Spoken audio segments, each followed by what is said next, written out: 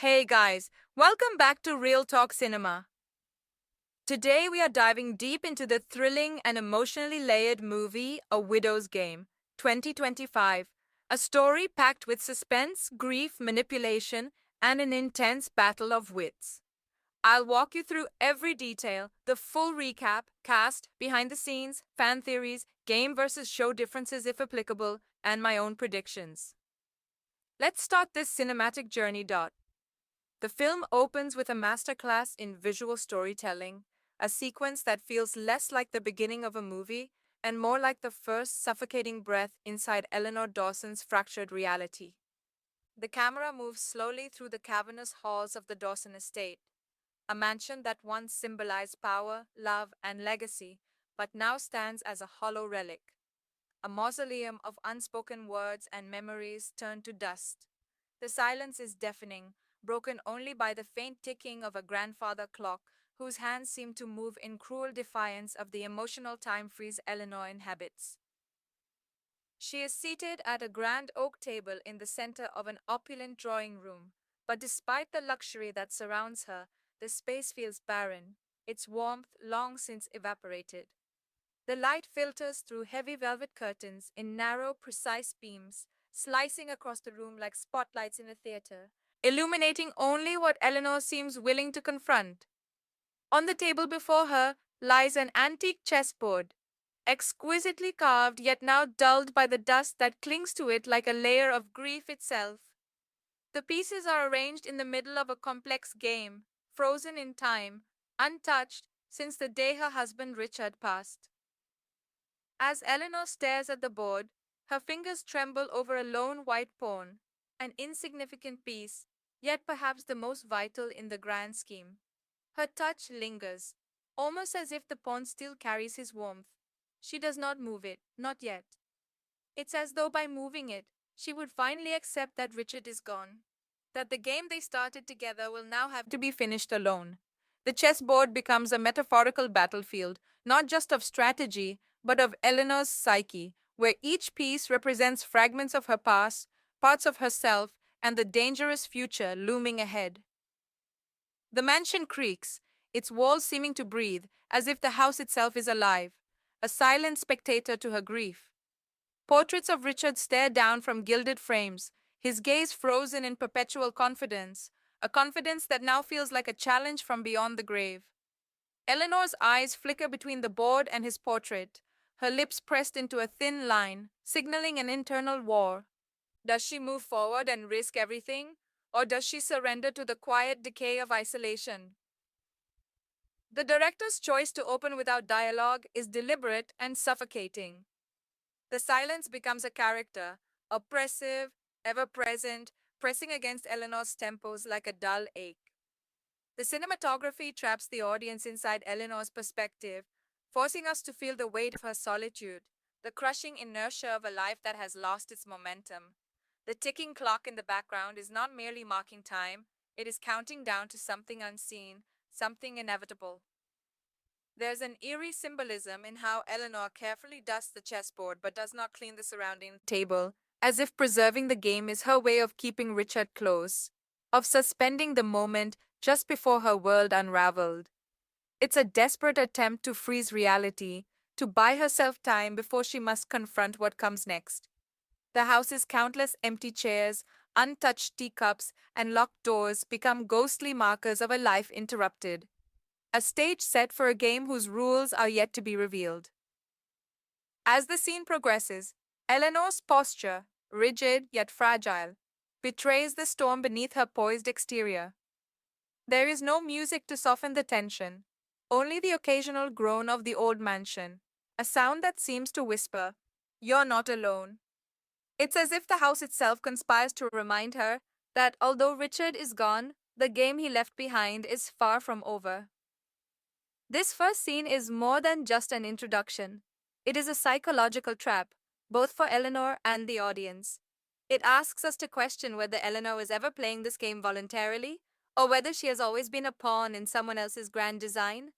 The chessboard, the silence, the mansion's suffocating stillness, these are not just set pieces, they are manifestations of Eleanor's mental prison, the opening move in a dangerous and deeply personal war that is about to consume her life. And as she finally moves that white pawn forward, a decision that seems small but is in fact monumental, the game begins. But what the film masterfully suggests is that perhaps, just perhaps, the game was already in play long before Richard died. The moment shifts from the cold isolation of Eleanor's mansion to the suffocating presence of a grand legal office where the air feels thick with unspoken tension. The reading of Richard Dawson's will is not just a legal formality, it is the first real detonation in a series of emotional and psychological explosions that will reshape Eleanor's entire world. The camera pans slowly across the room, where stern-faced lawyers sit behind polished mahogany desks, their expressions unreadable, their voices dry and mechanical, as if they are merely processing paperwork, completely detached from the lives they are about to upend. Eleanor sits at the center of this unfolding storm, clad in a simple black dress, her composure like glass, fragile yet outwardly intact. Her hands grip the armrests of her chair, her knuckles pale with suppressed anxiety.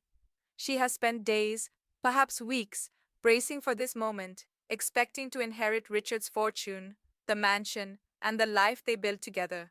A life that now seems to be crumbling beneath her like loose soil.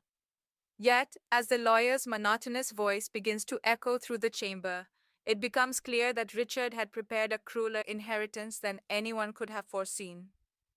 The will reveals an unconventional clause, a puzzle embedded within Richard's final words. It stipulates that Eleanor must complete a series of strategic challenges, intricate mental and emotional trials crafted by Richard himself, in order to claim the estate. Failure to engage or complete these challenges would result in the entire fortune, including the mansion and all assets, defaulting to Richard's estranged and menacing brother, Victor Dawson. The weight of this revelation lands like a physical blow, visibly rattling Eleanor, though she fights to maintain her composure.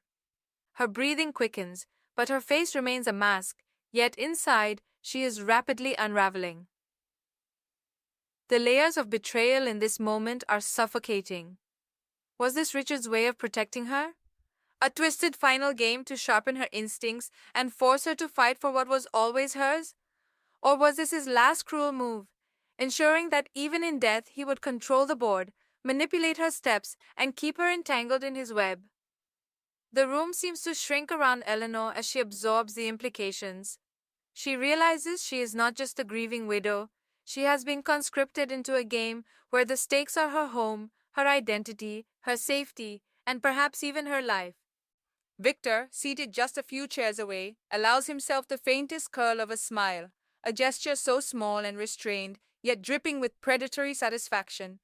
His eyes meet Eleanor's, and in that wordless exchange, the battle lines are drawn. Victor does not need to speak. His gaze tells her everything. He will not let her win easily, and in his mind, she has already lost. His reputation as a ruthless manipulator precedes him. Eleanor knows that if he gains control of the estate, he will not merely take the property, he will erase her entirely, reducing her to a footnote in the Dawson legacy. The scene is not rushed. The director carefully lingers on the texture of the moment, the creak of Eleanor's chair as she shifts uncomfortably, the faint scratching of a lawyer's pen on parchment, the rustle of heavy legal documents being passed across the table. Every sensory detail compounds the suffocating pressure Eleanor feels. She is being forced into a game she never agreed to play, one whose rules are hidden, whose dangers are not yet visible, and whose opponents are far more cunning than she could have anticipated. This reading of the will is the cinematic equivalent of a gunshot that does not echo. It detonates quietly, but tears through the foundation of Eleanor's world with devastating force. It is the moment where the psychological thriller fully awakens, where Eleanor is no longer simply surviving grief. She is now a player in a high-stakes arena where her intellect, courage, and moral compass will be tested beyond anything she has ever faced. The game, it seems, had already begun long before she arrived at this table. Richard's final move was not to leave her wealth, but to leave her with an ultimatum: play or lose everything. When Victor Dawson steps onto the screen, the entire atmosphere of the film thickens like a storm rolling in without warning. His arrival at the estate is not merely the entrance of a supporting character, it is the collision of Eleanor's fragile world with a force designed to break her. Victor's presence is magnetic yet suffocating, wrapped in tailored suits that seem to fit him too perfectly, as if every stitch was crafted to conceal the venom beneath his skin. The director crafts his introduction with surgical precision, allowing the audience to feel Victor's power before he even speaks. He arrives not with loud declarations, but with calculated silence, his footsteps echoing down the marbled hallways of the Dawson mansion, each step slow, deliberate, and soaked in menace. His smile is thin, almost polite, but his eyes betray something far colder, a gleam of superiority, a hunger to dominate, to claim what he believes was always his. The air seems to contract around him, as if the house itself recognizes his return, shuddering under the weight of long-buried family rivalries and unresolved blood debts. When Victor first confronts Eleanor, their interaction is a chess match played entirely through body language and subtext. He speaks in soft, measured tones, but every word is a blade carefully unsheathed to cut deep without drawing visible blood. His comments are wrapped in false condolences, veiled beneath a facade of shared mourning, but Eleanor instantly recognizes the poison laced within them. He refers to Richard's death with a cold detachment, as though his brother was merely a piece that has been removed from the board, a minor inconvenience on Victor's path to dominance. The tension between them is immediate and electric. Eleanor, still grappling with grief, finds herself in the psychological arena with a man who has likely spent years preparing for this moment. Victor moves through the estate as if it already belongs to him, brushing his fingers across the walls, admiring the furniture, pausing in front of family portraits with a smirk that suggests he will soon replace them with his own. His audacity is chilling. He is not here to mourn, he is here to conquer. But what makes Victor such a masterfully crafted antagonist is not brute force, it's his genius for psychological manipulation. He understands that Eleanor's greatest vulnerability is not in the games she will be forced to play, it is in her own self-doubt, her fragile sense of control, her unresolved guilt, and her loneliness. Victor does not need to attack her directly. Instead, he carefully sets traps that push her closer to collapse, subtly turning the estate staff against her, twisting the legal clauses to his advantage, and planting seeds of paranoia in her mind. His strategy is terrifyingly patient. Victor knows that a direct assault would risk his own position, so he chooses the long game, the slow suffocation, the kind of war where his opponent slowly begins to question whether the walls are closing in by fate or by his hand. In one particularly chilling moment, Victor leaves a chess piece, a black queen, placed deliberately on Eleanor's nightstand. No note, no message, just a silent reminder that he is always several moves ahead, and that the queen, though powerful, is not invincible. The psychological dominance Victor exerts over Eleanor is amplified by the way the house itself responds to his presence. The mansion, previously cold and grieving, now seems to hum with tension, its grand chandeliers casting longer, sharper shadows, its hallways narrowing as if constricting around Eleanor's safe spaces. Even the staff begin to move differently, some openly fearful, others suddenly distant, under Victor's quiet influence. This is not simply a battle for property, it is a carefully orchestrated war of attrition, where Victor seeks to erode Eleanor's will, isolate her from any potential allies, and reduce her to a pawn he can eventually discard. He does not yell, he does not rage. His weapons are whispers, subtle gestures, and the terrifying confidence of a man who believes he has already won. Victor's arrival shifts the entire film's dynamic from personal grief to a psychological battlefield where power, inheritance, and survival are all tightly interwoven. His entrance is not just a plot point, it is the cinematic equivalent of a hand knocking over a single chess piece that sends the entire board into chaos. And in that moment, the audience realizes Eleanor is not just fighting her husband's memory, She is now up against a living, breathing predator who knows exactly how to play her game. The mansion, once a cold monument to Eleanor's grief, transforms into something far more sinister as the first of Richard's posthumous challenges is revealed. It is not simply a riddle or a ceremonial task, it is a life size chess game woven into the very architecture of the house, a puzzle where each move she makes reshapes a physical world, closing doors, sealing hallways, and erasing entire portions of her home with every misstep. What was once her sanctuary now shifts beneath her feet like a treacherous battlefield, where the cost of a wrong move is not just losing the game, it's losing pieces of her identity, her memories, and her ability to survive. The challenge begins when Eleanor stumbles upon a sealed chamber in the mansion's west wing, a place she remembers Richard forbidding her from ever entering while he was alive. As she steps inside, a hauntingly familiar chessboard pattern stretches across the floor, spanning the entire room. Unlike the quaint board that sat idle in their parlor, this one is monumental, tiles the size of paving stones, their edges gleaming as though sharpened for something far more dangerous. Each square pulses faintly, as if waiting, alive, aware. A recorded message plays, Richard's voice, eerily calm, instructing Eleanor that she must navigate this human sized chessboard to unlock the rest of the house and continue the widow's game. But the stakes are brutal. Every incorrect move will result in parts of the mansion being permanently sealed, memories lost, doors forever locked behind her. The challenge is not about gaining territory, it is about preserving the life she once knew, saving fragments of her past from vanishing. The weight of this realization crashes over Eleanor like a tidal wave. The house is not just her home, it is a living museum of her marriage, each room tied to a memory. The dining hall where they hosted late night philosophical debates, the garden where they first confessed their love, the study where Richard taught her chess, his hand guiding hers as she learned to master the board. Every inch of the estate is soaked in nostalgia, and now the very fabric of these memories is being weaponized against her. A single mistake could cost her access to these sacred spaces forever. The game forces Eleanor to recall chess patterns, strategies, and gambits that Richard once taught her. But now, there's a horrifying twist. She must predict the next moves as though Richard himself were sitting across from her, anticipating every decision she will make. It is not enough to know the game, she must know him, intimately, deeply, and painfully. She must relive their most vulnerable moments to anticipate his logic, his traps, his playful misdirections that, in hindsight, may have always been training for this very moment. As Eleanor carefully steps across the glowing tiles, the house reacts around her. When she miscalculates and steps onto a dangerous square, a mechanical rumble echoes through the walls.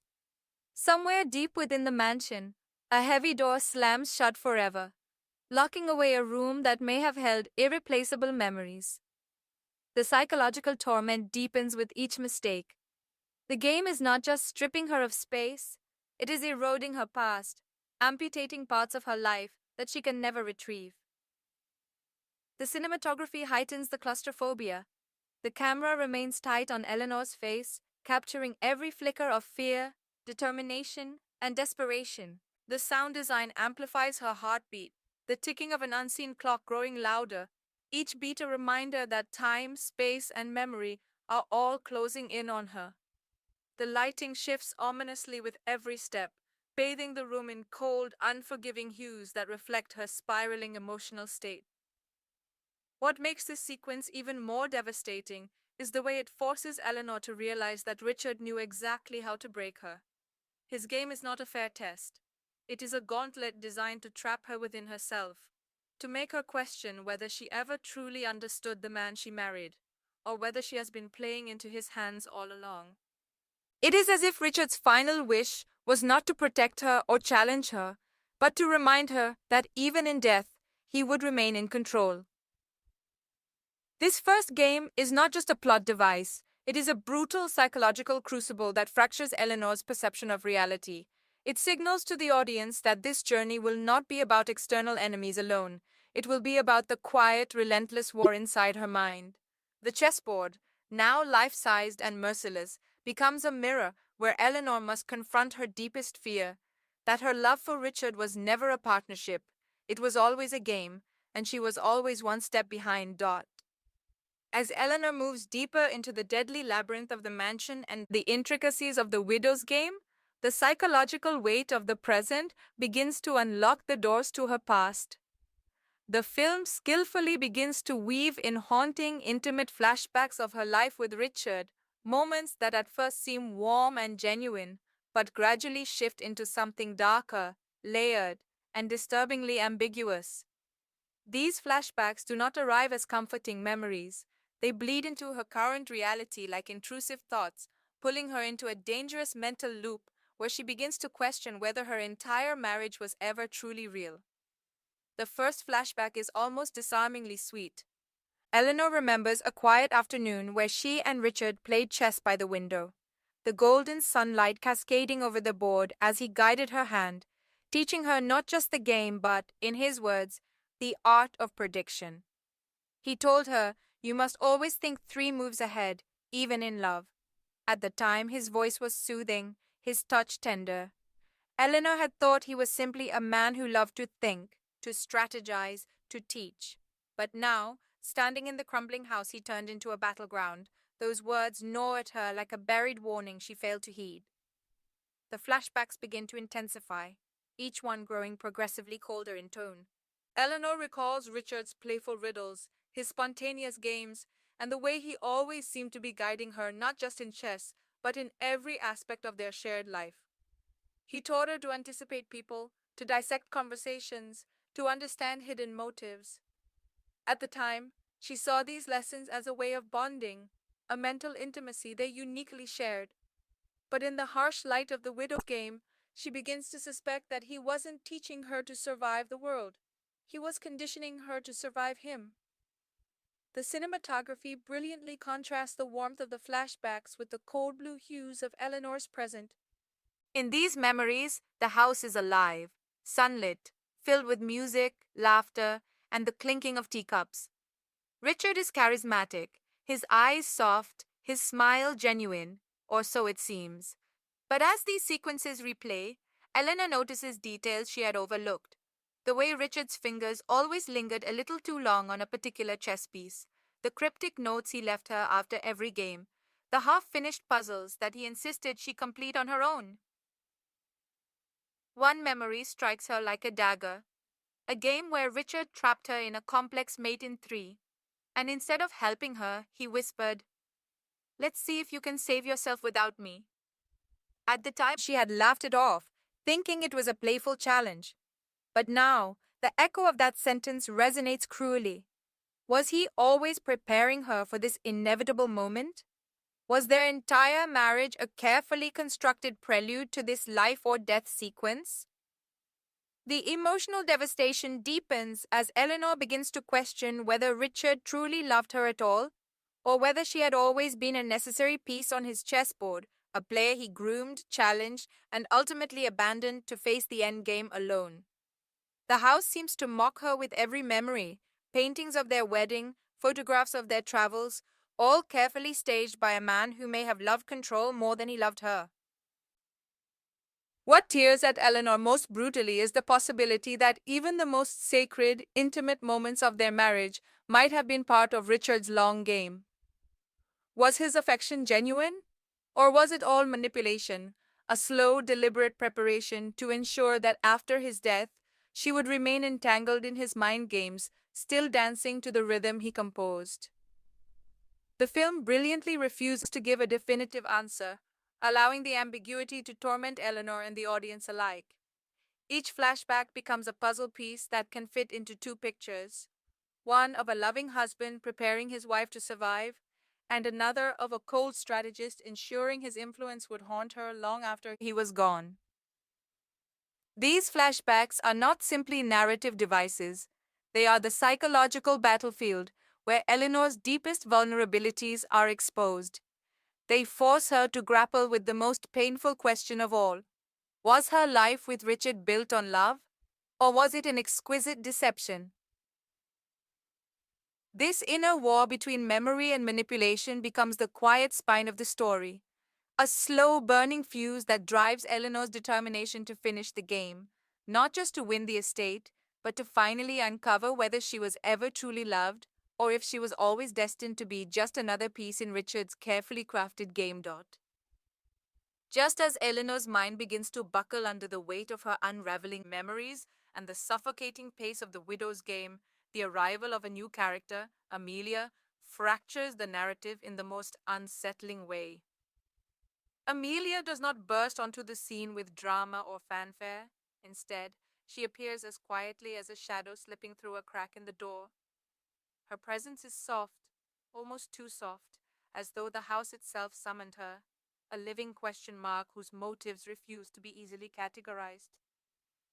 Amelia introduces herself as a former student and secret protege of Richard, claiming that he had mentored her in chess and life strategy in the years before his death, though Eleanor had never once heard Richard mention her. She presents letters, signed with Richard's unmistakable handwriting, that seem to confirm her story.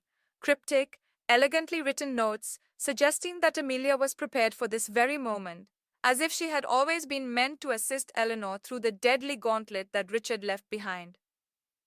Her voice is calm, measured, almost too perfectly composed. She speaks in a tone that straddles the line between genuine empathy and cold calculation, her words offering comfort, but her eyes betraying layers of secrets she has no intention of fully revealing. From their first conversation, the chemistry between Eleanor and Amelia is electric but uneasy. Eleanor is desperate for an ally, but every instinct tells her that trust in this game is a currency she cannot afford to spend recklessly. Amelia claims to know the mansion's secrets, its hidden passageways, its unsolved chess traps, and the layers of Richard's mind that Eleanor might never fully understand. She positions herself as a guide, a partner, someone who can navigate the labyrinth that Richard designed. But the unsettling question lingers. Is Amelia truly here to help? Or is she playing a far more dangerous hidden agenda? Is she a pawn, a queen, or perhaps something far more insidious? A piece that Richard never allowed Eleanor to see until now. What makes Amelia's arrival so psychologically potent is the way the film injects ambiguity into every interaction. There are moments where Amelia's advice genuinely saves Eleanor, times when her knowledge of Richard's patterns, his preferred opening gambits, and his psychological weaknesses provide Eleanor with narrow escapes from the mansion's mechanical death traps. In these moments, she seems indispensable. She earns Eleanor's fragile trust, and for a brief time, the suffocating isolation lifts. But then, there are the small, almost imperceptible cracks.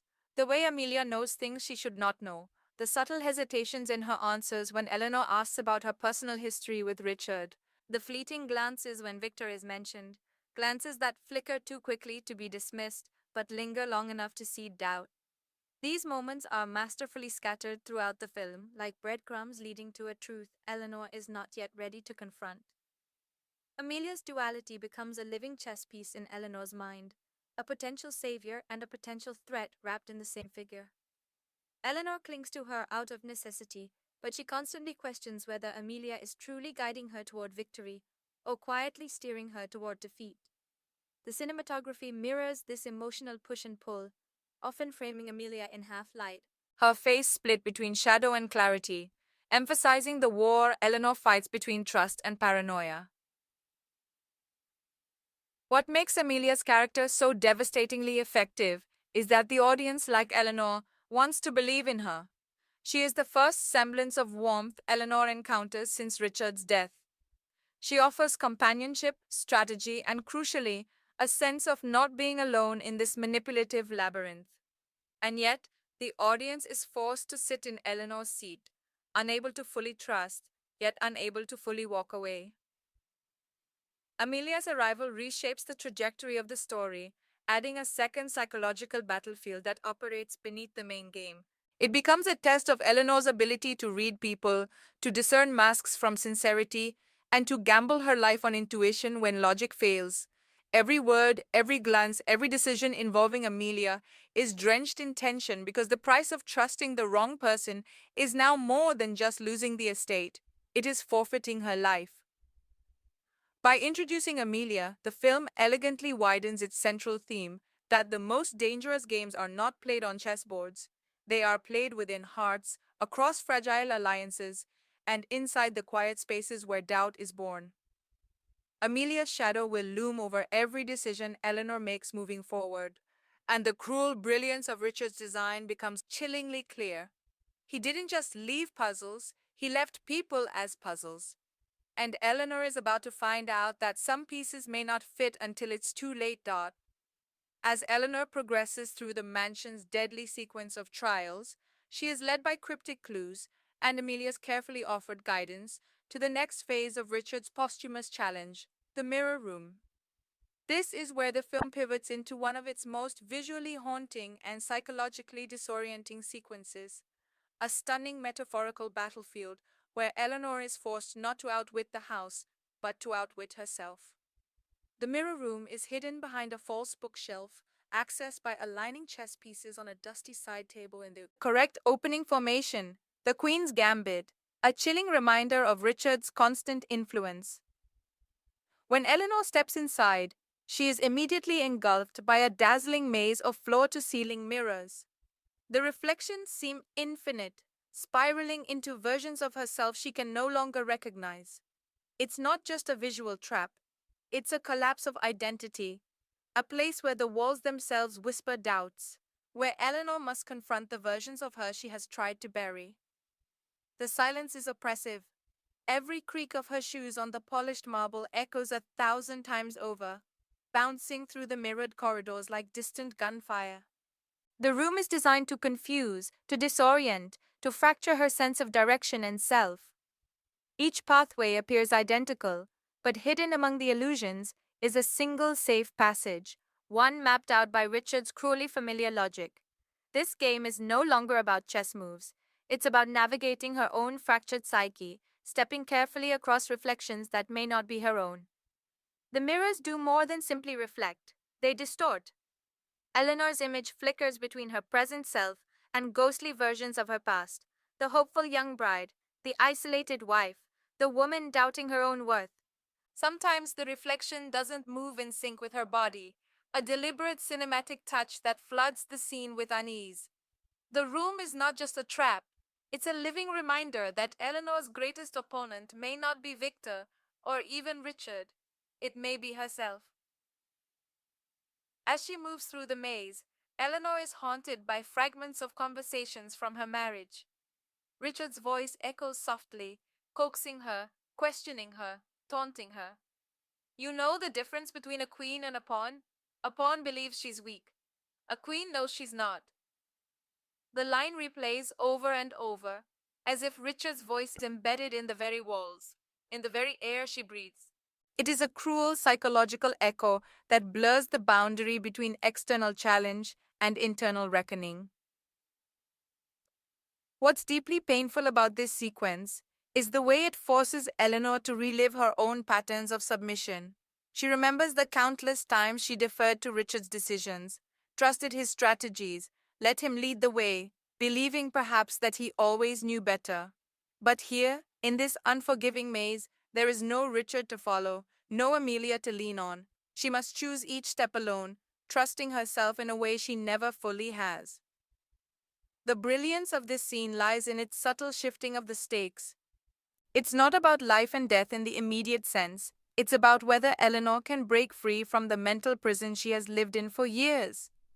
If she chooses the wrong reflection, she's not just trapped in the physical maze, she's trapped in her old self, doomed to repeat her patterns until the house swallows her completely. With every step, the mansion changes, the walls pulse faintly as though the house is watching her, judging her resolve. The cinematography keeps the audience inside Eleanor's head, spinning the camera gently, forcing viewers to feel the disorientation, the vertigo of not knowing which direction is forward. The soundtrack fades into a low, haunting hum, mimicking the rhythm of Eleanor's heartbeat. In a moment of near collapse, Eleanor kneels to the ground, pressing her palm against the cold marble, and closes her eyes. She stops looking outward. She begins to remember the lessons Richard had never explicitly taught her, the importance of intuition, of trusting her own instincts over calculated moves. She realizes that logic cannot always save her. Sometimes the only correct step is the one that feels right, even if it defies the board's design. When Eleanor rises and moves toward the reflection that does not mimic her exactly, one that breathes just slightly out of rhythm, its hand raising a moment too late, she shatters the illusion and finds the hidden exit. It is a victory, but it is not triumphant. It is hollow, exhausting, and painfully personal. She hasn't simply beaten the room.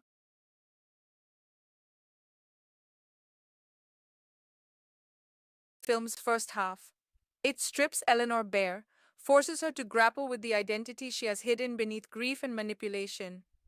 It reveals to the audience that this story is not just about surviving a game, it's about finally stepping into the role Richard never let her fully claim, the queen in her own story.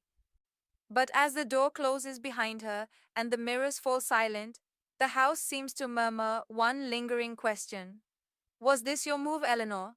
Or was it still his? While Eleanor battles the mansion's deadly puzzles and the maze of her own mind, Victor launches a silent, relentless psychological war designed to crush her from within.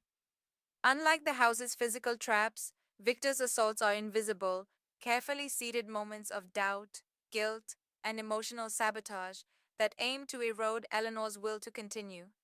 His weapons are not blades or brute force, they are memories, secrets, and the cruel manipulation of Eleanor's fractured grief. Victor's brilliance lies in his patience. He knows Eleanor is clinging to the edge of emotional collapse, and he exploits this vulnerability with surgical precision. His attacks are slow, deliberate, and often disguised as moments of unsettling kindness.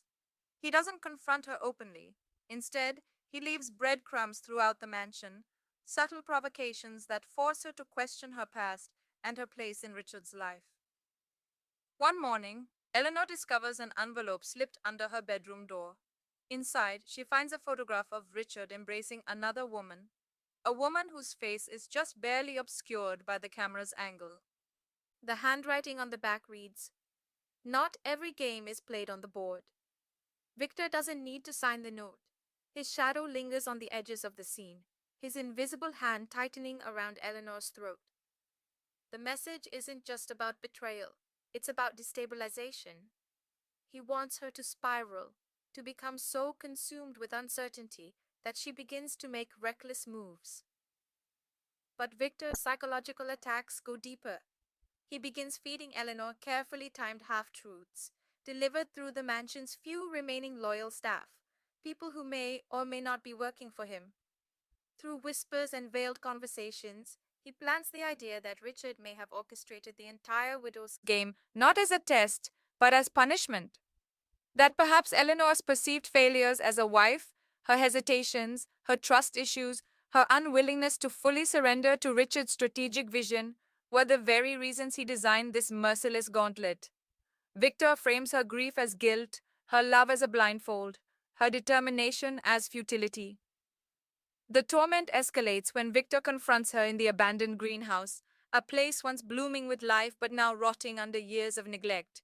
He appears calm, almost gentle, plucking a decayed petal from a dying rose as he delivers one of the most devastating lines of the film.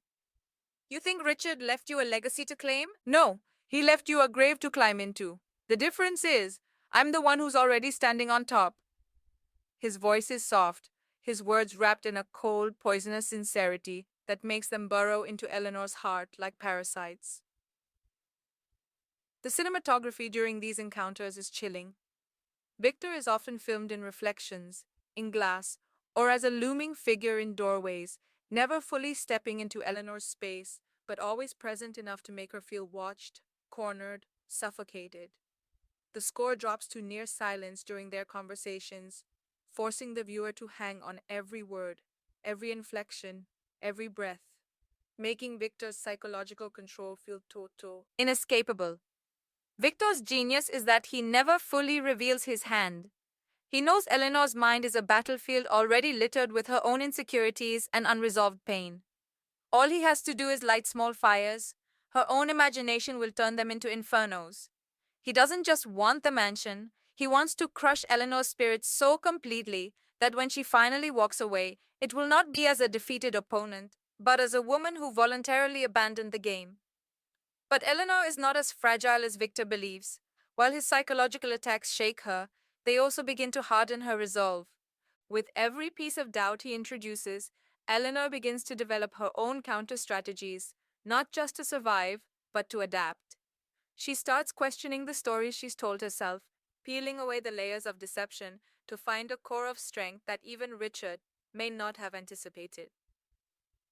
Victor's slow, methodical psychological warfare becomes one of the most intense arcs of the film, not because it's loud or violent, but because it's intimate, insidious, and deeply personal.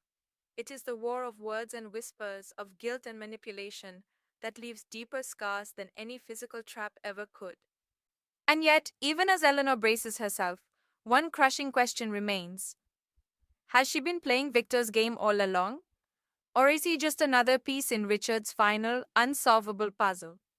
The line between strategy and fate blurs further, and Eleanor realizes that in this house, no move is ever just her own. Just as Eleanor begins to lean into her fragile alliance with Amelia, a devastating revelation shatters the foundation she has built. The betrayal comes not with fireworks, not with a grand confrontation, but with the cruel subtlety that Richard's games have woven into every corner of the mansion. It is a betrayal that unfolds like a slow, twisting knife, quiet at first, then utterly suffocating as the truth slams into Eleanor's chest. The moment begins when Eleanor stumbles upon a hidden study deep within the mansion's east wing. A room Richard kept sealed. A room even Amelia claimed to know nothing about. The study is small but meticulously organized, its walls lined with journals, maps, and documents tied to the widow's game. Among these carefully catalogued artifacts, Eleanor finds a leather-bound notebook bearing Amelia's name, written in Richard's handwriting, a discovery that immediately fractures the illusion of trust Eleanor has painstakingly clung to. As she flips through the pages, Eleanor's breathing tightens. The notebook is filled with detailed observations, chess notations, psychological assessments, and personal triggers, all about her. But what crushes her is the section labeled Player 2, Amelia. The pages reveal that Amelia was not a stranger, not an accidental participant, but a planned piece of Richard's grand design. The writings confirm what Eleanor had desperately tried to ignore. Amelia had been planted in her path. Richard had mentored her, yes, but not to help Eleanor survive. He had trained her to manipulate Eleanor from the inside, to guide her through the game while quietly steering her toward Richard's intended endgame. The weight of the betrayal is cinematic in its silence. The camera locks on Eleanor's trembling hands, the corners of her vision blurring as tears build but refuse to fall. The house around her seems to press inward, the walls bending slightly, as if the mansion itself is mocking her heartbreak. She replays every moment she shared with Amelia, the quiet encouragements, the carefully offered strategies, the seemingly life-saving guidance, and realizes that each step may have been carefully engineered by Amelia to keep her on a track she never chose. When Eleanor finally confronts Amelia in the shadowed courtyard, the scene is laced with layers of devastating nuance. Amelia does not deny the betrayal. Instead, she delivers a gut-wrenching confession with calm, unblinking honesty. I was supposed to guide you, Eleanor, to keep you moving through the game, but I didn't expect to care. Her voice wavers for the first time, betraying the possibility that some of her loyalty may have become real, but the damage is done.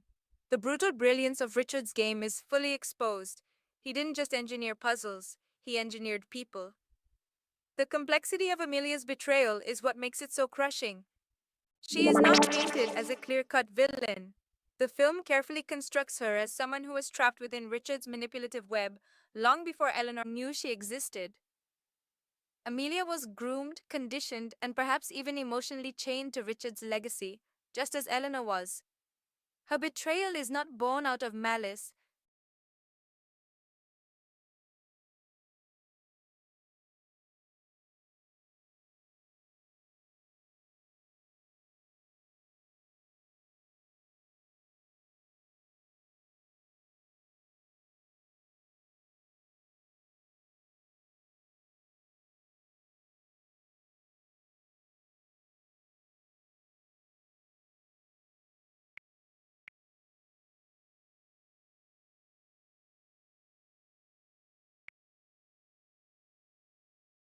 It is born out of survival, out of a role she never truly chose but played to perfection. The cinematography in this confrontation is striking. The two women stand opposite each other, framed by towering hedges that create a suffocating maze like effect, emphasizing that even outside the mansion's stone walls, Eleanor is still very much trapped inside Richard's game. The lighting divides their faces in half, one side bathed in golden twilight, the other sinking into creeping shadow, visually capturing the painful ambiguity of Amelia's motives. Victor's shadow looms even larger in this sequence. He reveals himself as the one who first planted the seeds of doubt, the one who subtly steered Eleanor toward the discovery of Amelia's role. Whether Victor orchestrated the entire exposure or simply capitalized on Richard's plan remains intentionally unclear, a masterful layer of uncertainty that tightens the film's psychological grip. The betrayal doesn't result in an explosive fallout. It leaves something far more dangerous in its wake, a brutal loneliness. Eleanor, already isolated by grief and paranoia, now stands entirely alone, stripped of every ounce of trust, navigating a game that seems to have consumed everyone around her. But what makes this moment transcend beyond simple narrative shock is Eleanor's reaction. She doesn't crumble, she hardens. Betrayal, it turns out, is no longer something that can shatter her. It is something she now expects. Amelia's deception burns through her like acid, but it leaves behind something sharp, something unbreakable. Eleanor's resolve to no longer be anyone's pawn. Not Victor's, not Richard's, not even the memory of the love she once thought was real. Amelia's betrayal is the emotional apex of the film's middle act. It severs Eleanor's last emotional lifeline, but in doing so, it liberates her. The game from this point forward is no longer about playing Richard's puzzle, it's about rewriting it, about becoming the player Richard never accounted for. And as Eleanor turns away from Amelia, leaving her to the ghosts of her own complicity, the mansion seems to tremble, as if sensing that the Queen has finally stopped following the rules. As the game spirals toward its brutal climax, Eleanor uncovers the most harrowing truth buried within the mansion's deepest vault. A truth that redefines every step she has taken, every betrayal she has endured, and every move she believed was her own. Richard's master plan was never simply to challenge her intellect or test her resilience. It was to control her future long after his death, to force her into a labyrinth from which there was no escape. His final move had been set in motion years before the first clue was ever revealed. The revelation comes in a sealed chamber beneath the estate's foundation, a vault Eleanor accesses, using a sequence only she could have known, a combination formed by the dates of their most cherished anniversaries. It is a cruel touch of intimacy, a calculated twist that forces Eleanor to use the symbols of her love to unlock the mechanism that will ultimately destroy her illusion of freedom. Inside, she finds an archive meticulously arranged by Richard, letters, legal documents, coded journals, and a wall-sized chessboard tracking her entire journey through the widow's game. Pinned to this chessboard is a timeline, mapping her decisions, failures, and even her moments of rebellion. But the most horrifying discovery is that it also charts Amelia's placement, Victor's re-entry, and even the psychological breakdown Eleanor has been carefully enduring. Each player's moves were predicted, documented, and controlled long before Richard's death. The mansion's traps were not random. They were orchestrated in such a way that Eleanor's choices were never really hers. Every option, every door, every accidental escape had been pre-selected to funnel her toward this precise revelation. The depth of Richard's manipulation is staggering. It becomes chillingly clear that even Amelia's betrayal was engineered, not just by Richard, but by the very structure of the game itself. Victor's presence was not merely an opportunistic claim for power, his role was essential in the pressure system Richard built. Richard had anticipated their psychological collisions, their battles, their entanglements, and he had embedded in the game the most devastating twist, that Eleanor was always meant to stand alone at the end, stripped of trust, love, and certainty. What makes this moment so unbearable for Eleanor is the realization that Richard's obsession was not with her victory, it was with the preservation of his control. Even in death, he sought to govern her every move, to shape the architecture of her grief, and to make her life a living extension of his strategic mind. The final puzzle wasn't about winning the estate, it was about whether Eleanor could ever disentangle herself from the chessboard Richard built around her life. The camera lingers on Eleanor's expression as she absorbs the unbearable weight of this revelation. Her breathing slows, her fingers trembling as she traces the timelines that seem to mock her free will. The mansion feels smaller, the walls seem to contract, the air thick with the suffocating stench of inevitability. She realizes that even her deepest moments of rebellion, trusting Amelia, rejecting Victor, breaking through the mirror maze, were accounted for. Richard's game wasn't just clever, it was inescapable. Victor's cruel words return to her mind. You think you're winning, but you've been following his script since the day you met him. The scene is drenched in silence, the score collapsing into a hollow echo as Eleanor sinks to the floor, her tears silent, her fists clenching around the papers that have turned her entire fight into ash. But then, something shifts. In this moment of absolute devastation, Eleanor finds a spark that Richard never anticipated, her refusal to finish the game on his terms. She realizes that the ultimate act of defiance is not to solve the final puzzle, it is to walk away from it, to destroy the board entirely, to reject the victory Richard engineered for her. Her win is not to claim the mansion or the fortune, it is to claim her agency, to choose a path not written in Richard's hand. The cinematography captures this awakening with brutal elegance. As Eleanor rises, the camera slowly tracks her from behind, no longer framing her as a pawn moving across someone else's board, but as a queen stepping off it entirely. She begins tearing down Richard's charts, shredding his letters, lighting the room's carefully preserved documents on fire.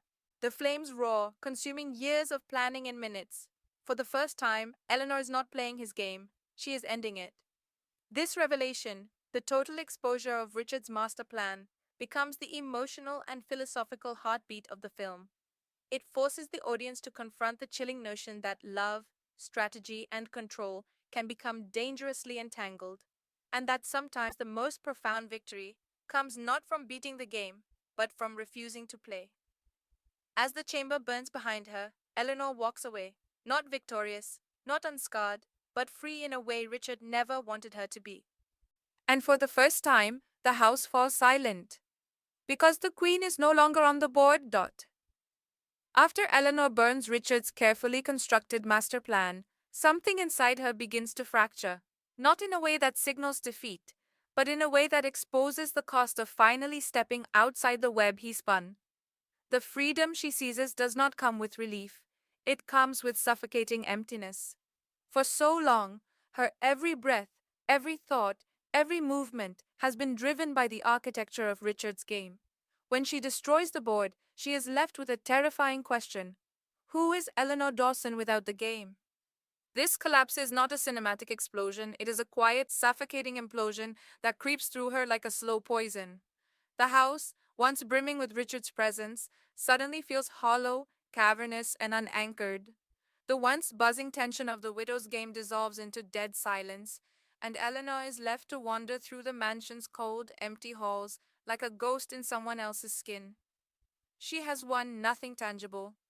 There is no cheering crowd, no moment of glory. There is only her, alone in a house that no longer recognizes her. The film leans into this silence with brutal precision. The score evaporates entirely. The only sound echoing through the halls is the creak of Eleanor's footsteps, her ragged breathing, and the distant ghostly chiming of clocks that now feel out of sync, as though time itself no longer knows what to do with her. The absence of Richard's omnipresent hand is suffocating in its own right. Eleanor finds herself sitting in rooms she fought to protect, surrounded by memories she no longer trusts. The psychological collapse unfolds in subtle, devastating moments. She eats in silence, drinks tea from Richard's favorite cup, finds herself replaying his whispered chess lessons in her head, as if his voice has burrowed so deeply into her that it will never fully leave. She begins seeing fragments of him in the reflective surfaces of the house, a fleeting figure passing through doorways, a shadow lingering at the edge of her vision. the phantom weight of his hand on her shoulder when she isn't looking. But perhaps the cruelest twist is that Eleanor begins to miss the game. Not because she enjoyed it, but because it gave her purpose. The psychological torture, the puzzles, the betrayals, they filled her life with direction, with fire, with something to fight against. Without Richard's manipulations pulling the strings, she is left suspended in a void where even freedom feels like a trap. She begins to ask herself, was I more alive when I was fighting? Or am I now just a hollow queen on an empty board? Victor's absence only deepens this collapse. After the burning of the master plan, Victor retreats from the estate, his purpose seemingly fulfilled, his psychological war abandoned. His parting words haunt Eleanor. You've beaten the game. Congratulations. Now try surviving the quiet. This lingering threat that peace might be more unbearable than the fight is what crushes Eleanor the most. The cinematography in this act leans heavily into isolation. Wide, still shots of Eleanor sitting alone at grand dining tables, walking endless hallways where her footsteps echo too long, sleeping in a bed that suddenly feels too big, too cold. The mansion, which once pulsed with Richard's oppressive control, now feels like a mausoleum she cannot escape, a house that is both won and lost. Eleanor's psychological collapse is not insanity. It is something far more complex. It is the collapse of identity after a life defined by external control. The film forces us to sit with her in this unbearable quiet, to feel the weight of what it means to destroy the game, but not the part of yourself that was shaped by it. She tries to forge new routines, to reclaim ownership over the mansion, but she feels like an intruder in her own home. Even her reflection feels like a stranger. And then, the most heartbreaking detail emerges. She begins to set up chessboards around the house again, not to play Richard's games, but to reconstruct the rhythm of the battle she's lost. Her hands move the pieces mechanically, setting traps, orchestrating endgames, trying to recreate the structure that once consumed her. It is here that the film exposes its deepest theme, that sometimes the war we fight becomes the shape of who we are, and when the war ends, we are left stranded in the aftermath, longing for the clarity that struggle once provided. Eleanor's collapse is quiet, suffocating, and heartbreakingly human. And as the camera lingers on her sitting alone, silently maneuvering her chess pieces, one final question burns through the silence. Did she escape Richard's game, or did she become it? The widow's game never truly ends, it simply changes players. Just as Eleanor begins to settle into the unbearable silence of her hollow victory, Victor resurfaces, but this time, he is no longer the lurking adversary playing mind games from the shadows. He returns as a fully realized antagonist, stepping into the spotlight to claim the final piece of the puzzle Richard had carefully left unfinished, control of Eleanor herself. Victor's reappearance is not theatrical, it is surgical, timed to perfection, striking when Eleanor is most vulnerable, when the quiet has crushed her and the remnants of the game still pulse faintly in her veins. He doesn't break in, doesn't invade the house. He walks through the front door as if he belongs there, as if he was always meant to arrive at this exact moment. His calm, measured entrance says more than any grand villain's speech ever could. He has been waiting for her to break. Victor understands Eleanor in a way few others could. He knows that despite her victory over Richard's puzzle, she is still trapped in the mansion's architecture both physically and psychologically. The chessboards scattered around the rooms, the way she instinctively anticipates moves that will never come, the quiet routines she's created to fill the oppressive silence, they all tell Victor the same story. Eleanor is addicted to the game, to the structure, to the fight. Without it, she is adrift. Victor exploits this mercilessly. He does not threaten her, he does not need to. Instead, he offers her what she secretly craves, a new game.